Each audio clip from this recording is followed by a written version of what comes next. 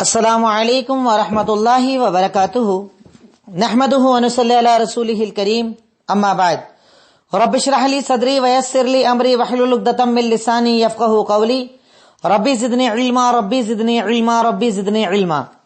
الحمدللہ short عالمیت course کی آج ہماری کلاس نمبر 86 ٹاپک چل رہا ہے ارکان اسلام، اور آج کا ٹاپک ہے حج پارٹ 2، جس میں حج کے تعلق سے آپ کے سامنے کل بھی کافی کچھ باتیں آئیں۔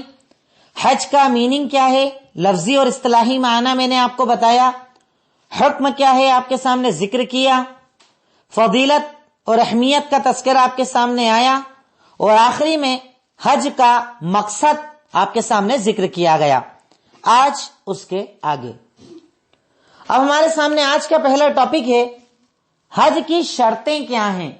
حج کرنے والے کے لیے کون سی شرطیں ہیں کہ وہ پوری ہو جائیں تو اس پر حج فرض ہو جاتا ہے۔ تو حج کرنے والے کی شرطیں، حج کی شرطیں کی بجائے اس کو حج کرنے والے کی شرطیں لکھ دیجئے۔ نمبر 1، مسلمان ہونا۔ غیر مسلم اول تو حج کر ہی نہیں سکتا، اور اگر کر بھی لے تو جب تک اسلام نہ ہو تب تک کوئی عمل فائدہ نہیں دیتا۔ تو نمبر 1 اسلام، مسلمان ہونا یا اسلام۔ نمبر 2 عقل مند ہونا۔ پاگل ہیں، مجنون ہیں، اگر اس کی عقل پر اس کا کنٹرول نہیں ہے تو اس پر کوئی بھی عمل فرض نہیں ہوتا، تو عقل مند ہونا۔ نمبر 3 بالغ ہونا، بلوغت شرط ہے عمل کے لیے، عبادت کے لیے۔ نمبر 4 آزاد ہونا، کیونکہ غلام کے اوپر حج فرض نہیں ہوتا، اگر وہ غلامی کے اندر ہے تو اس پر حج فرض نہیں ہے، تو آزاد ہونا۔ نیکسٹ استطاعت ہونا، جسمانی اعتبار سے بھی مالی اعتبار سے بھی طاقت ہونا۔ استطاعت مطلب طاقت، کہ سفر کرنے کی طاقت ہو، مال کے اعتبار سے بھی اور جسم کے اعتبار سے بھی۔ نیکسٹ اگر خاتون ہے تو اس کے لیے محرم کا ہونا۔ خاتون عورت اگر ہے تو اس کے لیے ایک شرط ایکسٹرا ہو جاتی ہے، محرم کا ہونا۔ بنا محرم کے حج یا عمرہ نہیں ہوگا۔ اس میں آپ ایک دلیل لکھ لیں تاکہ بات ذہن میں رہنے میں آسانی ہو۔ صحیح بخاری حدیث نمبر 1086 اور 1088 دو روایتیں آتی ہیں، دونوں کے حوالے لکھ لیجئے۔ صحیح بخاری حدیث نمبر 1086 اور صحیح بخاری 1088۔ اللہ کے نبی صلی اللہ علیہ وسلم کا فرمان، لا تسافر المرأة 3 ایام الا مع ذی محرم۔ کوئی بھی عورت 3 دن سے زیادہ کا سفر بنا محرم کے نہ کرے۔ یہ حدیث نمبر 1086 ہے۔ اور 1088 میں کہا گیا ہے کہ کوئی بھی عورت 1 دن کا بھی سفر بنا محرم کے نہ کرے، یعنی عورت اگر سفر کر رہی ہے چاہے وہ 1 دن کا سفر کیوں نہ ہو، اس کے لیے محرم ہونا شرط ہے۔ تو دونوں روایتیں ہیں، ایک میں 3 دن کا ذکر ہے، ایک میں 1 دن کا ذکر ہے۔ تو 1 دن کا بھی سفر اگر عورت کو کرنا ہے، دن اور رات کا سفر اگر کرنا ہے، یعنی 24 گھنٹے کا سفر کرنا ہے، تو محرم شرط ہے۔ بنا محرم کے عورت سفر نہیں کر سکتی، سفر کے لیے محرم کا ہونا شرط ہے۔ تو یہ پتا چلا کہ جب 1 دن کا سفر بھی بنا محرم کے نہیں کیا جا سکتا تو حج کا سفر بالکل نہیں کر سکتے۔ تو حج کا اگر عورت کو سفر کرنا ہے تو اس کے لیے شرط ہے کہ اس کے ساتھ محرم ہونا چاہیے، بنا محرم کے حج نہیں ہوتا۔ اب یہاں پر 1-2 سوال آتے ہیں۔ سب سے پہلا، استطاعت کا مطلب کیا ہے، تاکہ وہ کلیئر ہو جائے بات آپ کے سامنے۔ استطاعت کا مطلب کیا ہے؟ تو لکھیے گا سورہ آل عمران آیت نمبر 97، اللہ رب العالمین کا فرمان، وَلِلَّهِ عَلَى النَّاسِ حِجُّ الْبَيْتِ مَنِ اسْتَطَاعَ إِلَيْهِ سَبِيلًا۔ اور اللہ کی طرف سے لوگوں پر حج کرنا فرض ہے جس پر طاقت ہو، جس کے پاس طاقت ہو۔ سبیلا کا مطلب جس کے پاس طاقت ہو۔ تو یہ روایت میں طاقت کا ذکر ہے، اور طاقت سے مراد، اب یہاں پر آپ اس کا میننگ لکھ لیجئے گا کہ استطاعت کا مطلب کیا ہے۔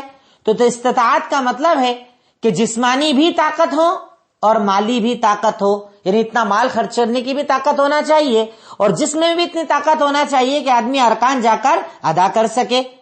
تو استطاعت کا مطلب ہوتا ہے جسمانی طاقت اور مالی طاقت۔ जिस्म और माल दोनों की ताकत होने पर ही हज फर्ज होता है, तभी हज की इबादत अदा की जाती है। नेक्स्ट पॉइंट लिखिएगा, अगर नाबालिग हज कर ले तो क्या हज कबूल हो जाएगा? अगर नाबालिग, क्योंकि ऊपर मैंने शर्त बताई बालिग होना, लेकिन अगर कोई नाबालिग हज कर ले तो क्या हज हो जाएगा? तो जवाब लिखिएगा, अगर कोई बालिग होने के पहले हज कर भी ले, सवाब तो मिलेगा लेकिन हज अदा ना होगा, फर्ज अदा ना होगा। बालिग होने के बाद उससे दोबारा यह फर्ज अदा करना पड़ेगा। जवाब में लिखिएगा कि अगर नाबालिग हज कर ले तो सवाब तो यकीनन मिलेगा लेकिन फर्ज अदा ना होगा, बालिग होने के बाद उससे दोबारा हज करना होगा। दलील लिख लें, सुनन बैहकी वॉल्यूम 1 पेज नंबर 325, जिल्द नंबर 1, पेज नंबर 325। यहां पर हदीस है, अय्युमा सबिय्यन हज्जा सुम्मा बलगल हंस फअलैहि अन यहज्ज हज्जतन उखरा। हर वो बच्चा जिसने बुलूगत के पहले हज कर लिया, बालिग होने के बाद उससे दोबारा हज करना होगा। ये अल्लाह के नबी वसल्लम का फरमान है।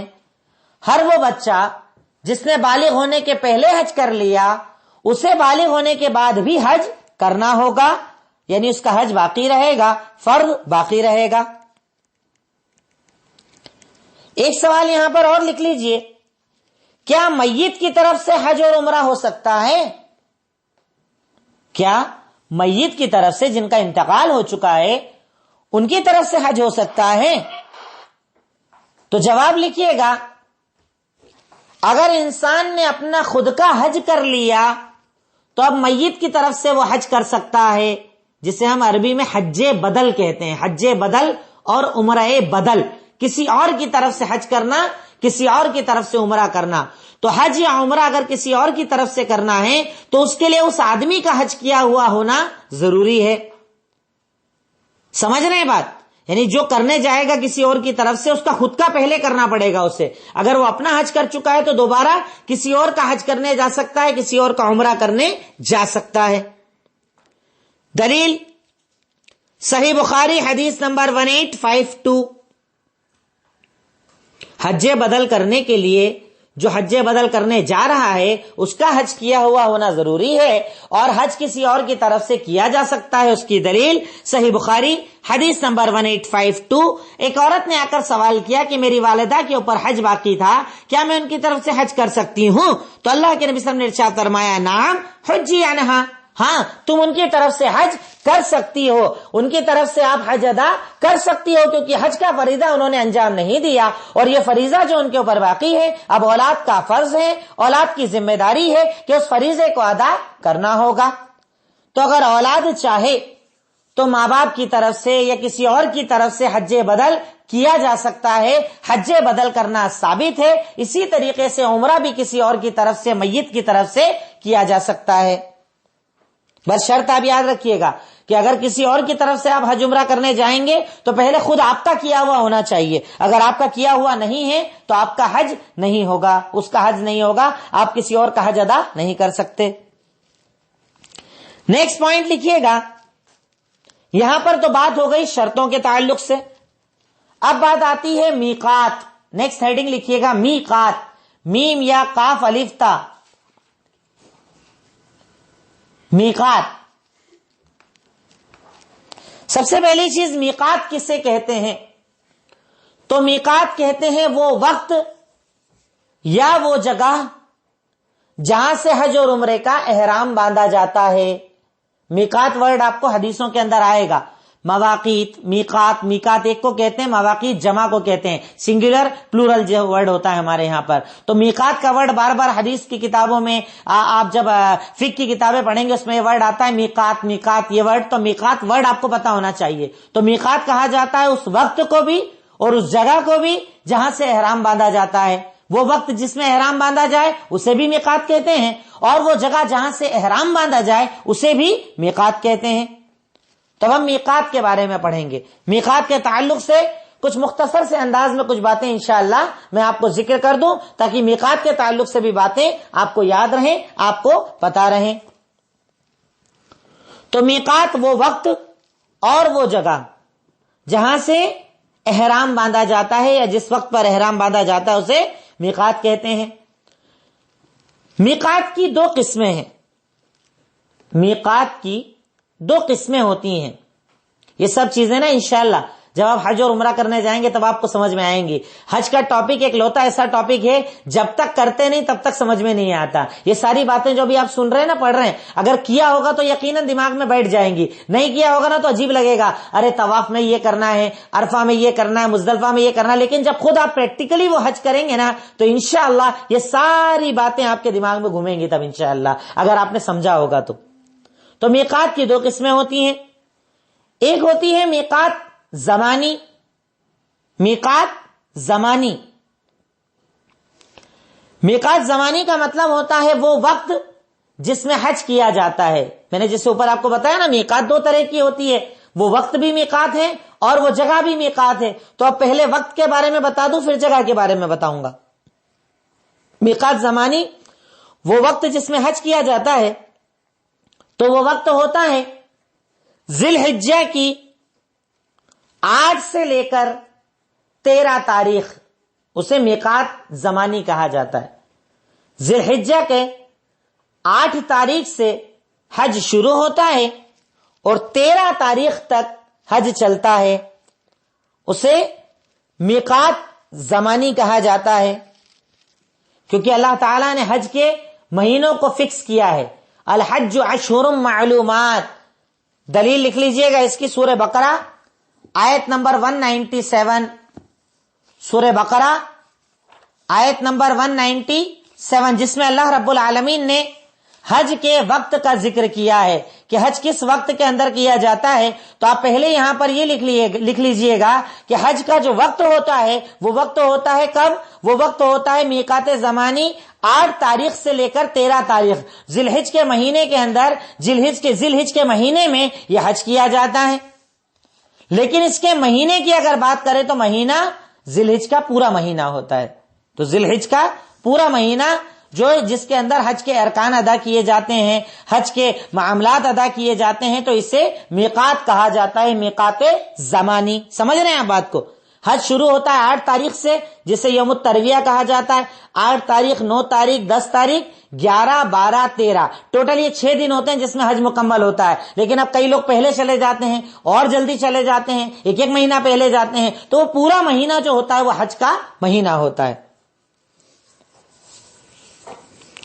نیکسٹ اس کے بعد آئے گا میقات مکانی، یعنی وہ جگہ جہاں سے احرام باندھا جاتا ہے۔ آپ نے دیکھا ہوگا، حاجیوں سے سنا ہوگا، احرام باندھ لیتے ہیں، کئی لوگ راستے سے احرام باندھتے ہیں، کئی لوگ فلائٹ کے اندر جگہ آنے پر نیت کرتے ہیں، تو وہ جگہ جہاں پر احرام باندھا جاتا ہے اسے میقات مکانی کہا جاتا ہے، مکان سے مکانی۔ تو اس کے ترجمہ یعنی اس کی تعریف لکھیے گا کہ میقات مکانی کا مطلب کیا ہے۔ تو میقات مکانی کا مطلب ہوتا ہے وہ جگہ جہاں سے احرام باندھا جاتا ہے۔ میں سمجھتا ہوں یہ چیزیں تھوڑی سی ٹپیکل ہو سکتی ہیں آپ کے لیے، کیونکہ ان چیزوں سے سابقہ آپ کا پڑھا نہیں ہے، پھر بھی چونکہ اب ایک مکمل کورس کی طرف ہم لوگ ہیں، اس لیے ہم ساری چیزیں انشاءاللہ پڑھیں گے، کچھ چھوڑیں گے نہیں، تاکہ ہر چیز ہمارے پاس علم میں رہے انشاءاللہ۔ تو میقات مکانی وہ جگہیں جہاں سے احرام باندھا جاتا ہے، وہ جگہوں کے نام آپ لکھیے گا۔ نمبر 1 ذوالحلیفہ۔ ذوالحلیفہ مدینہ اور مدینہ کی طرف سے جو لوگ آئیں گے ان کی میقات۔ ذوالحلیفہ مدینہ اور مدینہ کی طرف سے آنے والوں کی میقات۔ نمبر 2 جحفہ، جیم ہا فا گولتا، جحفہ ملک شام، مصر اور مغرب کی طرف سے آنے والوں کی میقات۔ جحفہ یہ میقات کن لوگوں کی ہے؟ ملک شام، مصر اور مغرب کی طرف سے جتنے بھی لوگ آئیں گے ان لوگوں کی میقات ہے جحفہ، یعنی اس جگہ سے وہ میقات پر احرام باندھیں گے۔ نمبر 3 کرنے منازل، قاف را نون الف لام میم نون الف زال اور لام، زے اور لام، منازل، منزل جو بولتے ہیں نا گھر، اس سے بنا ہے، کرنے، منازل. نجد اور نجد کے طرف سے آنے والوں کی میقات، نجد کا جو علاقہ ہے اور نجد کی طرف سے اگر کوئی بھی، یعنی یہ چاروں جو آپ کو میں پانچوں میقات جو بتاؤں گا نا، یہ مطلب مکہ کے چاروں پانچوں طرف پھیلے ہوئے ایریا ہیں، یہ مکہ کی دوری کے اوپر. اب اس طرف پانچوں طرف سے کہیں سے بھی آپ انٹری کرو گے تو الگ الگ جگہ سے آنے والوں کی الگ الگ میقات ہے، وہاں سے احرام باندھ کر ان کو اندر انٹری کرنا ہوتی ہے. سمجھ رہے ہیں آپ؟ جیسے مکہ سینٹر میں آ گیا، اب اس کے 5 طرف یہ میقات ہے، پانچوں سائڈ سے جو بھی آدمی آئے گا اس کو اس جگہ رک کر احرام باندھنا ہوگا تاکہ وہ انٹری جب کرے حرم میں تو احرام کی حالت میں انٹری کرے. تو یہ میقات ہوتی ہیں جہاں پر مکہ کے اندر انٹری کرنا ہوتی ہے. نمبر 4 لکھیے گا، یلم لم، یا لام میم لام میم، یلم لم، یمن اور یمن کی سائڈ سے آنے والوں کی میقات. یمن نام کا جو ملک ہوتا ہے، یمن اور یمن کی طرف سے جو بھی مکہ میں انٹری کریں گے انہیں یلملم سے میقات، یلملم نام کی جو میقات ہے وہاں سے احرام باندھنا ہوگا. یلملم ایک ساتھ یہ ورڈ، اس میں اسپیس مت دیجیے گا، یلملم. یمن اور یمن کی طرف سے آنے والوں کی یہ میقات ہے. نیکسٹ نمبر 5، ذات عرق، زال الف تا، ذات عرق، عین را قاف، ذات عرق. نمبر 5 ذات عرق، یہ میقات ہیں عراق اور مشرق سے آنے والوں کی. عراق جو ابھی ایک ملک ہے ہمارے سامنے، ایران عراق بولتے ہیں نا ہم لوگ، تو عراق اور مشرق کی طرف سے جتنے بھی لوگ آئیں گے ان کے لیے ذات عرق میقات ہوتی ہے. ذات عرق، ذات عرق نام کی جگہ میقات ہوتی ہے. تو میقات کا مطلب میں نے آپ کو بتا دیا، میقات کہا جاتا ہے اس جگہ کو جہاں سے احرام باندھا جاتا ہے. اب عام طور پر ہوتا یہ ہے کہ زمین سے جو لوگ یعنی زمین کی طرف سے آتے ہیں، یعنی ٹریولنگ کر کے آتے ہیں گاڑیوں کے اندر یا زمینی راستے سے آتے ہیں، وہ تو ان جگہوں پر رکتے ہیں، پر جو آسمانی راستے سے آتے ہیں، فلائٹ سے آتے ہیں، اور زیادہ تر وہی لوگ ہوتے ہیں، 70-80% فلائٹ سے آنے والے لوگ ہوتے ہیں. تو فلائٹ سے آنے والے جب اس جگہ سے گزرتے ہیں تو صرف نیت کرتے ہیں، کیونکہ احرام تو انہیں ایئرپورٹ پر ہی باندھنا ہوتا ہے. جیسے ہم انڈین لوگ اب اس جگہ کا تو یہ کبھی کئی فلائٹس ہوتی ہیں جو ہماری یلملم کی طرف سے جاتی ہیں، کبھی کسی اور میقات سے جاتی ہیں، الگ الگ طرف سے لوگ حج کرنے آتے ہیں. تو اس ایریا سے جب وہ گزرتے ہیں تو وہاں پر صرف وہ نیت کریں گے. کیوں؟ کیونکہ احرام تو انہیں ایئرپورٹ پر ہی باندھنا ہوتا ہے. اب فلائٹ کے اندر تو احرام باندھ نہیں سکتے تو پہلے سے باندھتے ہیں، لیکن جو زمینی راستے پر آتے ہیں ان کو اس جگہ رکنا ہے اور وہیں پر احرام پہننا ہے. اب میقات کے تعلق سے 1-2 سوال ہیں، وہ بھی آپ لکھ لیں. یہ تو میں نے ان لوگوں کے بارے میں بتایا جو میقات سے باہر رہتے ہیں. بھئی جیسے مکہ سے اتنی دوری پر رہتے ہیں کہ میقات سے آؤٹ ہو جاتے ہیں، وہ جب انٹری کریں گے تب تو احرام پہن کر آئیں گے. لیکن اگر کوئی میقات کے اندر رہتا ہو تو وہ کہاں سے احرام باندھے گا؟ میقات کا مطلب آپ سمجھ گئے نا، یعنی مکہ کے 5 سائڈ میں نے آپ کو بتا دیے، کہیں سے بھی انٹری کرو میقات پر رکو اور احرام پہننا پڑے گا. لیکن اگر کوئی میقات کے اندر رہتا ہے تو، مکہ اور میقات کے بیچ میں رہتا ہے تو وہ کیا کرے گا؟ تو میقات میں رہنے والا اپنے گھر سے احرام باندھے گا. اگر میقات کے اندر کوئی رہتا ہے تو وہ گھر سے احرام باندھے گا حج اور عمرے کے لیے. دلیل صحیح بخاری حدیث نمبر 1526، صحیح بخاری حدیث نمبر 1526 کہ اگر کوئی میقات کے اندر رہتا ہے تو وہ اپنے گھر ہی سے احرام باندھے گا. اور بڑے خوش نصیب ہوتے ہیں گے وہ لوگ کہ جنہیں گھر سے ڈائریکٹ احرام باندھنا ہے اور حج اور عمرہ کرنا ہوتا ہوگا. کتنا اچھا لگتا ہوگا ماشاءاللہ ان لوگوں کو، کیونکہ ہم لوگوں کو تو اتنی دور سے سفر کر کے جانا ہوتا ہے. اب میقات کے اندر رہنے والے، جیسے مثال کے طور پر مکہ کے اندر ہی کوئی رہتا ہے، مکہ شہر میں ہی رہتا ہے، تو اسے کہیں جانے کی ضرورت نہیں ہے، گھر پہ نہائے، احرام پہنے اور سیدھا عمرہ کرنے آ جائے، کیونکہ وہ میقات کے اندر رہتے ہیں. ایک سوال لکھ لیجئے گا، جو فلائٹ سے آنے والے ہیں ان کی میقات کون سی ہوگی؟ کیونکہ یہ بھی ایک سوال لوگوں کے ذہن میں آتا ہے کہ میقات تو زمین کی بتائی گئی ہے، اب اگر کوئی آسمان سے آ رہا ہے تو وہ کیا کرے گا؟ تو آسمان سے آنے والا جس بھی میقات کے قریب سے گزرے گا اس میقات کو میقات مان کر وہاں سے نیت کرے گا. میں سمجھتا ہوں باتیں شاید کلیئر ہوں گی. ٹپیکل تو ہے مسئلہ، پھر بھی جتنا آسان مجھ سے ہو سکتا ہے اتنی آسان زبان میں سمجھا رہا ہوں میں آپ کو. زمین سے آنے والا میقات پر رکے گا، احرام پہنے گا، نیت کرے گا، کلیئر ہے. لیکن اگر کوئی فلائٹ سے آ رہا ہے تو وہ کیا کرے گا؟ تو فلائٹ سے آنے والا جب میقات کے اوپر سے گزرے گا تب وہاں سے اپنے حج اور عمرے کی نیت کرے گا، حج اور عمرے کی نیت کرے گا۔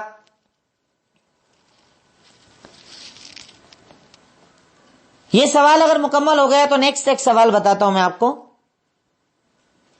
میں نے 2 سوالات آپ کے سامنے ذکر کر دیے۔ اگر کوئی میقات میں رہتا ہے، میقات کے اندر رہتا ہے تو کیا کرے گا؟ تو میقات کے اندر رہنے والا اپنے گھر سے احرام باندھے گا، صحیح بخاری حدیث نمبر 1526۔ آسمانی راستے سے آنے والا ہے تو وہ جب میقات سے گزرے گا تب نیت کرے گا۔ 2 سوال ہو چکے میقات کے تعلق سے۔ میں کیا کر رہا ہوں، سوالات اینڈ میں نہیں رکھ رہا ہوں آپ کے سامنے، نہیں تو بہت سارے سوالات ہو جائیں گے۔ ہر ٹاپک سے ریلیٹڈ جو سوالات ہو سکتے ہیں وہیں پر ذکر کر دے رہا ہوں۔ 2 چیزیں ہو چکی ہیں۔ تیسری اور لاسٹ چیز، اگر کوئی بھول کر میقات سے آگے بڑھ جائے بنا احرام پہنے تو وہ کیا کرے گا؟ اگر کوئی بھول کر میقات سے آگے بڑھ گیا، احرام پہننا تھا وہاں پر، احرام نہیں پہنا، آگے بڑھ گیا، تو اب وہ کیا کرے گا؟ تو اگر کوئی بنا احرام پہنے میقات سے آگے بڑھ گیا تو اسے دوبارہ میقات پر جا کر احرام پہننا ہوگا، اس کے علاوہ کوئی آپشن نہیں ہے اس کے لیے۔ اگر کوئی بھول کر بنا احرام پہنے میقات سے گزر گیا تو اسے دوبارہ میقات پر جانا ہوگا اور احرام پہننا ہوگا، وہیں سے جا کر دوبارہ اس کا حج مکمل ہوگا۔ نیکسٹ اس کے بعد بات آتی ہے حج کی نیت۔ حج کی نیت، اب نیت کے سلسلے کے اندر ہم بہت ساری باتیں پیچھے کر کے آئے ہیں۔ نماز میں نے آپ کو کہا کہ لفظ کے ساتھ کوئی نیت نہیں ہوتی، جیسے ہمارے ہندوستان، صرف ہمارے ہندوستان میں ہوتی ہے۔ کیا بولتے ہیں؟ منہ میرا قبلے کی طرف، پیچھے امام کے واسطے اللہ کے اتنی اتنی رکعت، یہ جو ہمارے ہاں لفظ کے ساتھ نیت ہوتی ہے، اس کا شریعت میں کوئی وجود نہیں ہے۔ وہ اللہ رب العالمین جس نے ہمیں پوری نماز عربی میں سکھائی، اللہ اکبر سے السلام علیکم ورحمۃ اللہ تک، جب پوری نماز عربی کے اندر ہے تو وہ نیت عربی میں کیوں نہیں سکھاتا؟ نیت نہیں سکھائی، اس کا مطلب یہ کہ نیت ثابت نہیں ہے۔ اور اس کا ایک اور جواب آپ کو آج یہاں پر مل جائے گا حج کے باب کے اندر، کہ حج کے اندر نیت لفظ کے ساتھ کیا جاتا ہے۔ حج میں جو نیت ہے نا، جیسے رمضان کے اندر نیت دل کا ارادہ، نماز کی نیت دل کا ارادہ، ہر عمل کی نیت دل کا ارادہ، لیکن حج ایک ایسا سفر ہے جس میں نیت لفظ کے ساتھ کی جاتی ہے۔ کیسے کی جاتی ہے؟ لفظ کے ساتھ۔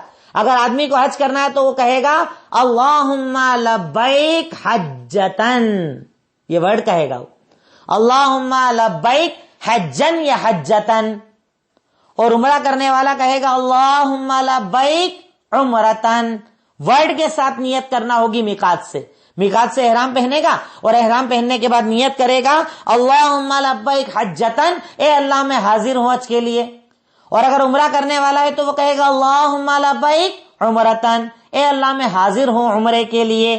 تو اکیلا اسلام کے اندر یہ عمل حج ہے یا عمرہ ہے جس میں نیت لفظ کے ساتھ کی جاتی ہے، یہ بات یاد رکھیے گا۔ نہیں تو کوئی آپ سے سوال کر سکتا ہے کہ یہاں پر لفظ کہاں سے آیا؟ تو یہاں پر لفظ محمد الرسول اللہ صلی اللہ علیہ وسلم کی طرف سے آیا، اور جب ان کی طرف سے عمل آ جائے نا تو بات ختم ہو جاتی ہے، وہاں پر سوال پیدا نہیں ہوتا ہے۔ اگر اللہ کے نبی صلی اللہ علیہ وسلم نے عمل کر لیا، عمل کرنے کا حکم دے دیا، یا وہ عمل آپ کی زبان سے، آپ کے عمل سے چیز ثابت ہو جائے تو وہاں پر بات ختم ہو جاتی ہے۔ تو میرے اور آپ کے نبی محمد الرسول اللہ صلی اللہ علیہ وسلم جب حج یا عمرے کی نیت کرتے تو لفظ کے ساتھ نیت کیا کرتے تھے۔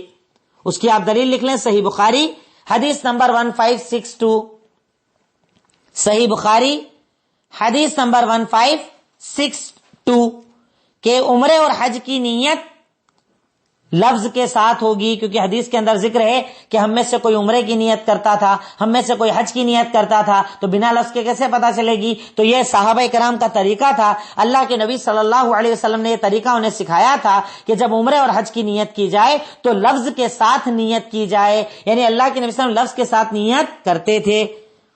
حج کرنا ہو تو اللہم لبیک حجتن، اور عمرہ کرنا ہو تو اللہم لبیک عمرتن۔ نیکسٹ یہاں پر چیز آئے گی حج کی کتنی قسمیں ہیں، یہ سب باتیں ہو سکتا ہے ابھی آپ کے لیے بھاری گزر رہی ہوں، پر جب آپ کریں گے نا حج، تب انشاءاللہ یہ ساری باتیں آپ کے ذہن میں بالکل کلک ہونا شروع ہو جائیں گی انشاءاللہ۔ حج کی کتنی قسمیں ہیں؟ تو حج کی 3 قسمیں ہیں۔ حج کی 3 قسمیں ہیں۔ نمبر 1 حج تمتع، حج تمتع، تا میم تا عین، تمتع مطلب فائدہ اٹھانے کو کہا جاتا ہے، حج تمتع۔ اور ان کی مختصر سی تعریف بھی میں آپ کو لکھاتے جا رہا ہوں، کیونکہ آپ کون سا حج کریں گے آپ ڈیسائیڈ کر سکتے ہیں۔ ہم میں سے کئی لوگ ہیں جو الگ الگ نیت کرتے ہیں یا الگ الگ قسم کا حج کرتے ہیں۔ تو حج کی 3 قسمیں ہیں۔ پہلی حج تمتع، اس کی تعریف ہے حاجی پہلے عمرے کا احرام باندھتا ہے، پھر عمرہ کر کے احرام کھولتا ہے، پھر حج کے لیے ایک اور بار احرام باندھتا ہے، اسے تمتع کہا جاتا ہے۔ کیا ہو گیا اس میں؟ مطلب عمل کیا کیا؟ پہلے آپ نے احرام باندھا عمرے کا، اپنے گھر سے نکلے، عمرے کا احرام باندھ کر آپ نکل گئے، آپ نے نیت کر لی، عمرہ کیا، عمرہ کرنے کے بعد احرام کھولتے ہیں اور پھر 8 تاریخ کو دوبارہ احرام پہن کر حج ادا کرتے ہیں، یعنی عمرہ الگ اور حج الگ، اور بیچ میں گیپ ہوتی ہے، کپڑے پہنتے ہیں، ہر چیز حلال ہو جاتی ہے، اس لیے حج کو حج تمتع کہا جاتا ہے۔ اور یہ حج کی سب سے افضل قسم ہے، سب سے پسندیدہ قسم ہے، جو اللہ کے نبی نے کہی تھی کہ اگر اگلے سال میں زندہ رہا تو میں اگلے سال حج تمتع کروں گا۔ تو حج تمتع کو آپ سمجھ گئے۔ اب اگر آپ کے سامنے کوئی کہے حج تمتع کیا ہے تو آپ بتا سکتے ہیں حج تمتع مطلب پہلے عمرے کا احرام باندھنا، عمرہ کرنا، پھر عمرے کے بعد احرام کھول دینا، پھر حج کا احرام پہننا اور حج مکمل کرنا۔ تو یہ حج کی سب سے افضل قسم ہے جسے حج تمتع کہا جاتا ہے۔ نمبر 2 ہوتا ہے حج قران، جو قرآن لکھتے ہیں نا آپ اسی کو قران، وہی ورڈ ہوگا کاف را الف نون، پر یہ قران ہے، زیر کے ساتھ ہے، قران، حج قران۔ حج قران میں کیا ہوتا ہے؟ اس میں حاجی ایک ہی بار میں حج اور عمرے کا احرام پہنتا ہے، یعنی پہلے عمرہ کرے گا، بال نہیں کٹوائے گا، اور اس کے بعد اسی احرام سے حج کرے گا، یعنی بیچ میں احرام نہیں کھولے گا۔ فرق سمجھ رہے ہیں؟ تمتع کے اندر کیا ہوا؟ پہلے عمرہ کیا، کمپلیٹ عمرہ، بال وال سب کٹا لیے، احرام کھول دیا، فری رہا، پھر جب 8 تاریخ آئی تب احرام پہن لیا، یہ حج تمتع ہو گیا۔ اور حج قران میں کیا ہوتا ہے کہ عمرہ اور حج ایک ساتھ ہوتا ہے، تو پہلے عمرہ کرے گا آدمی لیکن بال نہیں کاٹے گا، اور اسی احرام کے اندر حج بھی کرے گا، یعنی احرام نہیں کھولے گا، احرام نہیں کھولے گا۔ اور حج تمتع اور حج قران کے اندر قربانی کرنا ضروری ہے۔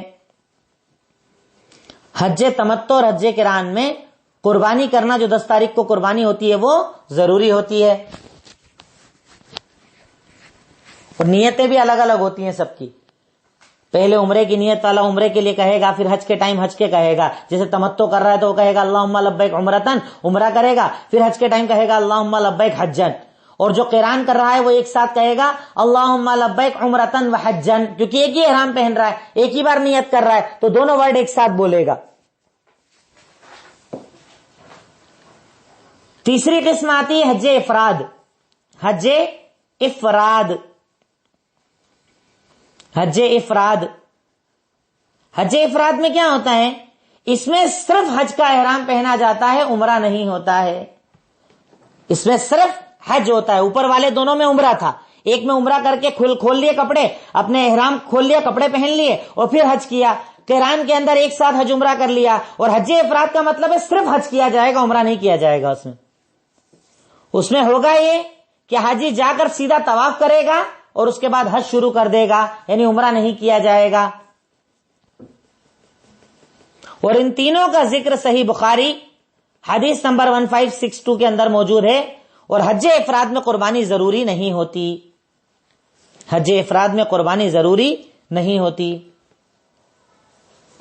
اور اگر ممکن رہا تو اس کا ایک چارٹ بھی میں آپ کو چھوٹا سا بنا دوں گا، جس سے لکھ دوں گا تمتع، قران اور افراد، تاکہ تینوں کے درمیان فرق پتا چل جائے کہ تمتع کے اندر پہلے احرام پہنیں گے، پھر عمرہ کریں گے، پھر کھول دیں گے۔ حج قران کے اندر ایک ہی احرام پہنیں گے، عمرہ کریں گے اور حج کا انتظار کریں گے۔ اور افراد کے اندر ایک بار احرام پہنیں گے، عمرہ نہیں کریں گے، ڈائریکٹ حج کریں گے، تاکہ وہ چارٹ کے ذریعے اور بات سمجھ میں آ جائے انشاءاللہ۔ اور اس میں نیت ہوتی ہے اللہم لبیک حجن. افراد میں نیت کیا ہوتی ہے؟ اللہم لبیک حجن. اس میں حج کی نیت ہوتی ہے. ایک بار پھر ریپیٹ کر دوں، میں نے 3 قسمیں آپ کو حج کی بتائی: حج تمتع، حج قران اور حج افراد. تمتع کا مطلب آپ نے نیت میں کہا اللہم لبیک عمرتن، پہلے عمرہ کیا، پھر اس کے بعد احرام کھولا، پھر حج کا احرام پہن کر کہا اللہم لبیک حجن. اس میں قربانی ضروری ہے اور یہ افضل قسم ہے. نمبر 2 قران، اس میں آپ نے کہا اللہم لبیک عمرتن و حجن، ایک ساتھ کہا، پہلے عمرہ کیا، صرف بال نہیں کاٹے، اسی احرام میں حج مکمل کیا. اس میں بھی قربانی ضروری ہے. نمبر 3 ہے افراد، اس میں آپ نے کہا اللہم لبیک حجن، ڈائریکٹ حج کا احرام پہنا، صرف جاتے کے ساتھ طواف کریں گے اور اپنا حج شروع کر دیں گے، اور اس میں قربانی ضروری نہیں ہے. تینوں کے اندر فرق، تینوں کی قسمیں میں نے آپ کو بتا دی. اس کے بعد نیکسٹ ٹاپک آئے گا ہمارا، ایک چھوٹا سا اسے لے لیتے ہیں، باقی آگے کل انشاءاللہ کریں گے کنٹینیو. احرام. احرام جو حج کی بنیادی ضرورتوں میں سے ایک ضرورت ہوتا ہے. احرام. احرام کہا جاتا ہے 2 سفید کپڑے جو سلے ہوئے نہیں ہوتے اور مرد پہنتا ہے. 2 کپڑے جو سلے ہوئے نہیں ہوتے اور مرد پہنتا ہے، اسے احرام کہا جاتا ہے، کیونکہ عورتوں کے لیے کوئی الگ سے احرام نہیں ہوتا. وہ 2 سفید کپڑے جو سلے ہوئے نہیں ہوتے اور مرد پہنتا ہے، اسے احرام کہا جاتا ہے. تو مرد، یا تو آپ چاہیں تو یہاں پر الگ سے بھی لکھ لیں مرد کا احرام. تو اگر آدمی ہے، 2 کپڑے جو سلے ہوئے نہیں ہوں گے، لنگی یا تہمت کی طرح نیچے ایک کپڑا نیچے باندھ لیا جائے گا اور ایک کپڑا بدن کے اوپر ڈال لیا جائے گا. اس کے علاوہ کوئی بھی کپڑا نہیں پہنا جائے گا، اسے احرام کہا جاتا ہے. نہ پگڑی، نہ شلوار، نہ کرتا، نہ بنیان، کوئی چیز اس کے ساتھ نہیں پہنی جاتی. صرف 2 کپڑے سفید لنگی کی طرح نیچے ایک کپڑا باندھ لیا جاتا ہے اور ایک کپڑا اوپر کندھے پر ڈال لیا جاتا ہے. یہ 2 کپڑے مرد کا احرام ہوتے ہیں، جس میں کوئی سلا ہوا کپڑا اس کے علاوہ نہیں پہنا جائے گا. عورت کا احرام، اگلا پوائنٹ لکھ لیجئے گا، عورت کا احرام. تو عورت کا الگ سے کوئی خاص لباس نہیں، وہ اپنے نارمل کپڑے پہن کر ہی اپنا حج یا عمرہ مکمل کرے گی. الگ سے کوئی احرام عورتوں کے لیے نہیں ہوتا کہ الگ سے کچھ پہننا پڑے گا یا سفید پہننا پڑے گا. نارمل جو وہ کپڑے اپنے گھر کے اندر پہنتی ہے، اسی لباس کے اندر وہ عمرہ کرے گی یا حج کرے گی. الگ سے کوئی کپڑا نہیں ہے. صرف اتنا یہ ہے کہ وہ ہاتھ کے موزے نہیں پہنے گی، اور جب اس کے گھر والے ساتھ ہو تب چہرہ نہیں ڈھکے گی. اگر غیر محرم سامنے ہو تو ڈھکے گی، باقی عام حالت میں اپنے چہرے کو کھلا رکھے گی. فرق سمجھ لیجئے گا. عورت کے احرام میں کیا ہے؟ جو کپڑے نارمل پہنتی ہے وہی کپڑے پہنے گی، صرف ہاتھ کے موزے نہیں پہنے گی اور چہرہ نہیں ڈھکے گی. لیکن اگر غیر محرم سامنے آ جائے تو چہرہ بھی ڈھانک سکتی ہے. فرق سمجھ لیجئے گا. مرد کا احرام صرف 2 کپڑے ہیں، لنگی کی طرح نیچے باندھ لے، کپڑا اوپر ڈال لے، کوئی اس کے علاوہ کپڑا نہ ہو. عورت کا احرام نارمل جو گھر میں کپڑے پہنتی ہے وہی کپڑے ہیں، فرق صرف اتنا ہے کہ وہ ہاتھ کے موزے نہیں پہنے گی، اور جب تک غیر محرم سامنے نہ ہو اپنے منہ کو کھلا رکھے گی، منہ کو نہیں ڈھانکے گی. لیکن اگر غیر محرم سامنے آ جائے تو منہ بھی ڈھانک سکتی ہے. اس میں صرف ایک سوال آتا ہے احرام کے اندر، کیا احرام میں چپل پہننا ضروری ہے یا جوتے بھی پہنے جا سکتے ہیں؟ کئی لوگ ہمارے یہاں، کیونکہ اب میں تو دیکھیے یہ ساری چیزیں جو میں آپ کو حج کے تعلق سے بتاؤں گا نا، ہر سوال یا ہر جواب کے ساتھ ایک منظر میرے سامنے آ جاتا ہے، کیونکہ ہم نے 4 سال لوگوں کو وہاں پریشان ہوتے ہوئے دیکھا ہے. اپنے یہاں کے جو مفتی بنے ہوئے نا، ڈاکٹر بنے ہوئے مفتی بنے دین کے، جو کچھ نہیں جانتے پر دین کے مفتی بن جاتے ہیں، حلال حرام کرتے پھرتے ہیں، لوگوں کو جوتے نہیں پہننے دیتے، سختیاں کرتے ہیں، اتنا مشکل کر دیتے ہیں حج کا سفر کہ آدمی حج کرنے سے زیادہ حج کے سفر سے ہی ڈر جاتا ہے. ایسے جاہلوں سے اپنے آپ کو بچائیے گا، اور آپ بھی جو علم حاصل کریں وہ صحیح علم حاصل کر کے لوگوں تک پہنچائیے گا. تو ایک سوال یہ ہے، کیا احرام میں چپل پہننا ضروری ہے یا جوتے پہنے جا سکتے ہیں؟ تو جواب لکھیے گا، ٹخنے کے نیچے ٹخنا کھلا ہو، چاہے جوتا پہنے چاہے چپل پہنے، کوئی حرج نہیں، بس ٹخنا کھلا ہونا چاہیے. اب ہمارے یہاں پتا ہے لوگوں نے کیا جہالت کر دی ہے کہ پیر کے جو اوپر کا حصہ ہوتا ہے نا، وہ اوپر کا حصہ بھی ڈھکا ہوا نہیں ہونا چاہیے، وہ بھی کھلا ہونا چاہیے. ارے کوئی مسئلہ نہیں ہے، شریعت میں کلیئر الفاظ موجود ہیں، حدیث کے اندر لفظ موجود ہے، ٹخنا کھلا ہونا چاہیے، یعنی ٹخنے کے نیچے نیچے آپ جوتا پہنو، چپل پہنو، سینڈل پہنو، کوئی حرج نہیں ہے اس کے اندر، کچھ بھی پہن سکتے ہیں آپ، کوئی مسئلہ نہیں ہے، جو آپ کو کمفرٹیبل آپ استعمال کر سکتے ہیں. دلیل اس کی میں آپ کے سامنے انشاءاللہ آگے جب باتیں آئیں گی، آگے چیزیں آئیں گی، اس کے اندر میں ذکر کر دوں گا کہ ٹخنے کے نیچے کا لباس ہونا چاہیے، ٹخنے سے نیچے کا جوتا نہیں ہونا چاہیے. اگر ٹخنے سے زیادہ بڑا یعنی ٹخنے کے اوپر اگر کپڑا ہو جائے گا تو وہ غلط ہو جائے گا، وہ گناہ ہو جائے گا. تو اس لیے صرف شریعت نے اس سے منع فرمایا ہے، باقی کوئی مسئلہ نہیں ہے. آپ کوئی بھی جوتے پہنے، یہ بات یاد رکھیے گا، جوتے پہنے، سینڈل پہنے، کوئی مسئلہ نہیں ہے، کوئی دقت والی بات نہیں ہے. صرف یہاں پر حوالہ میں آپ کو لکھوا دوں، حوالہ لکھ لیجئے کہ ٹخنے کے نیچے کا کپڑا جائز ہے، جوتا جائز ہے. صحیح مسلم حدیث نمبر 1177، صحیح مسلم حدیث نمبر 1177. اللہ کے نبی نے ارشاد فرمایا کہ تم میں سے جو انسان عمرہ کر رہا ہے، حج کر رہا ہے، وہ جوتے پہنے، اور اگر جوتے نہ ہو تو موزے پہن لے، پر ٹخنے سے اوپر کا حصہ کاٹ دے. یعنی جوتے بھی پہن سکتے ہیں، موزے بھی پہن سکتے ہیں، دونوں کا ذکر حدیث میں موجود ہے، لیکن ٹخنے کے اوپر نہیں ہونا چاہیے. ٹخنے کے اوپر جو حصہ اسے کاٹ دے، بس ٹخنے کے نیچے پہن سکتے ہیں. اب آپ جوتا پہنے، چپل پہنے، سینڈل پہنے، یا وہ چمڑے کے موزے آتے ہیں وہ پہنے، کوئی حرج والی بات نہیں ہے. صحیح مسلم حدیث نمبر 1177. تو اس سے پتا چلتا ہے کہ احرام کی حالت میں بہت زیادہ سختیاں ہمارے یہاں لوگ کرتے ہیں، انتہائی زیادہ شدت برتتے ہیں. اور یہاں پر ہی ہوتا ہے نا، سلیپر لوگ لالا کر دے دیتے ہیں، بالکل 2 بدی والی سلیپر. اب کسی کو اس میں دقت ہو جاتی ہے، کسی کو ایک وہ کہتے ہیں نا ہمارے یہاں جوتے نے کاٹ لیا، چپل نے کاٹ لیا، جس سے پیر میں نشان آ جاتے ہیں، کئی مسئلے ہوتے ہیں، لوگوں کو پریشانیاں ہوتی ہیں. اب شریعت جب آسانی کا نام ہے، شریعت دین اتنا آسان ہے ہمارا، کیوں سختی دینا، کیوں لوگوں کو زبردستی کرنا، کیوں لوگوں کو پریشان کرنا. لیکن وہاں ہم نے آ کر دیکھا کہ یہاں سے ایسا بھر کر بھیجتے ہیں کہ وہاں ہم سمجھائیں تو بولتے نہیں ہمارے مولوی صاحب نے تو بولا تھا. وہاں کسی کی مت سننا، جو ہم بتا رہے ہیں وہی سننا، یہاں سے جو ہم نے طریقہ سکھایا وہی یاد رکھنا، اور کچھ مت سننا. صاحب حدیث ہے آپ کے سامنے، صحیح مسلم کی روایت ہے، اللہ کے نبی صلی اللہ علیہ وسلم کے کلیئر الفاظ موجود ہیں کہ جوتے پہنے، جوتے نہ ہو تو موزے پہنے، بس شرط یہ ہے کہ ٹخنا کھلا ہونا چاہیے، ٹخنے کے نیچے کے حصے کو رکھے اور اوپر کے حصے کو کاٹ دے، بات ختم. تو آپ آسانی کے ساتھ جوتے کا بھی استعمال کر سکتے ہیں، موزوں کا بھی استعمال کر سکتے ہیں. شریعت آسان ہے، شریعت پر عمل آسان ہے. میں اپنی باتوں کو آج احرام کے اوپر یہیں پر مکمل کرتا ہوں. جو اس کے بعد درس آئے گا، میں نے آپ کو کہا کہ حج کا درس تھوڑا سا لمبا چلے گا، کیونکہ اس کے اندر بہت ساری چیزیں اب آگے ذکر آئے گا. آپ کی احرام کی سنتیں کیا ہیں، احرام پہننے کے پہلے کون کون سا عمل کرنا چاہیے، پھر احرام پہننے کے بعد کیا کیا حرام ہو جاتا ہے اس کا ذکر آئے گا، تلبیہ کا ذکر آئے گا. پھر حج کے پورے دن میں آپ کے سامنے بتاؤں گا، پہلے عمرے کا طریقہ، پہلے حج کا طریقہ بتاؤں گا، پھر عمرے کا طریقہ بتاؤں گا کہ عمرے میں کیا کیا کیا جاتا ہے اور حج میں کیا کیا کیا جاتا ہے انشاءاللہ. اللہ رب العالمین ہم تمام کو کہنے سننے سے زیادہ عمل کرنے کی توفیق عطا فرمائے. وآخر الدعوانا ان الحمدللہ رب العالمین. السلام علیکم ورحمۃ اللہ وبرکاتہ.